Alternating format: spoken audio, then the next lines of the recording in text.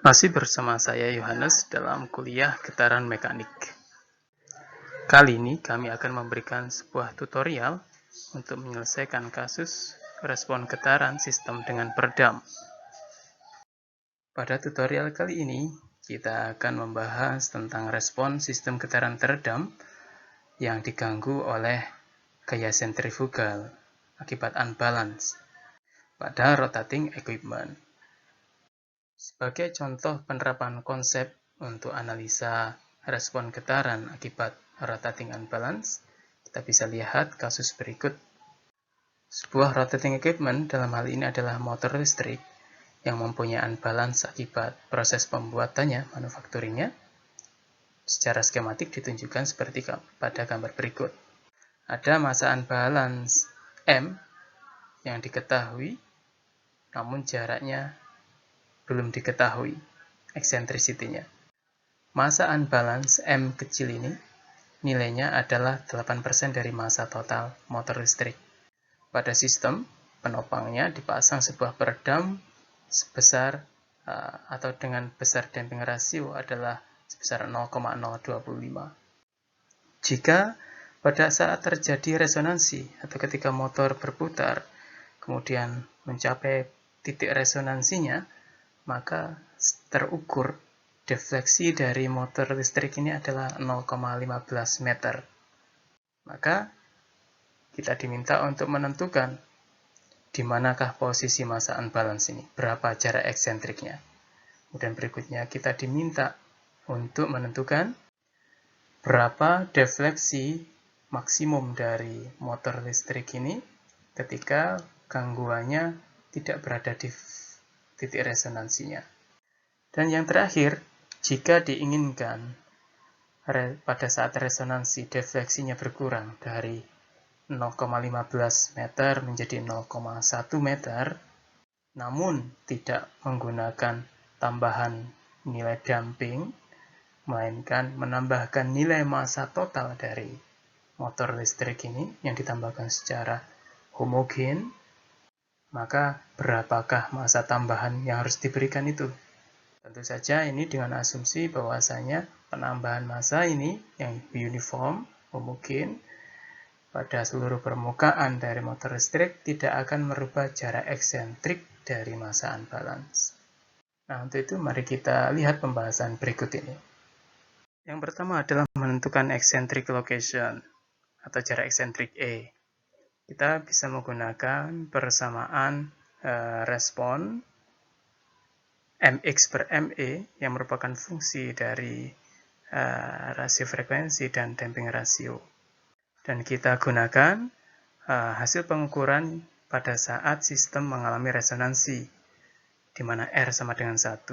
Di sana terukur besarnya defleksi maksimum atau X adalah 15 cm atau 0,15. Dengan damping rasio dan massa motor yang sudah diketahui, maka kita bisa menentukan jarak eksentriknya adalah sebesar 0,094 meter atau sebesar 9 mm. Berikutnya adalah mencari peak deflection atau amplitude maksimum respon dari sistem. Kita bisa lihat bahwasanya peak deflection hanya akan terjadi pada sistem dengan damping rasio yang kecil, kurang dari 1/2. Dan sistem yang kita punya memenuhi kriteria itu karena damping rasionya adalah 0,025.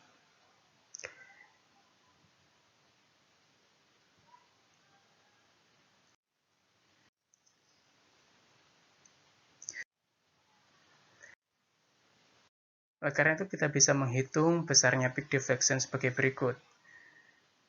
Kita peroleh bahwasanya rasio dari mx per me adalah 20, sehingga kita bisa memperoleh berapa nilai x max dengan memasukkan nilai massa unbalance dan massa total dari sistem, sehingga kita bisa memperoleh nilai x max ini adalah 0,15 meter atau sekitar 15 cm. Nah, yang terakhir adalah berapa massa tambahan atau berapa massa yang harus ditambahkan pada motor listrik itu agar bisa mengurangi defleksinya yang semula 15 cm menjadi 10 cm tanpa merubah nilai damping rasionya. Untuk itu kita bisa menggunakan persamaan mx per me yang merupakan fungsi dari frekuensi respons atau karakteristik dari sistem. Dan kita analisa ketika sistem mengalami resonansi. R sama dengan 1.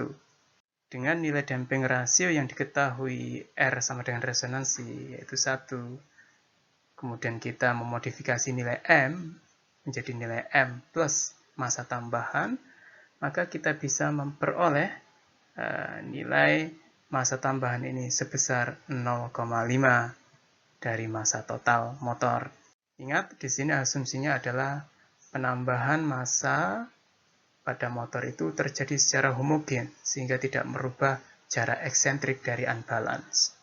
Oleh karena itu, kita bisa menggunakan persamaan ini untuk menghitung berapa besarnya massa tambahan MA. Dan kita dapatkan nilainya adalah separuh dari total berat motor.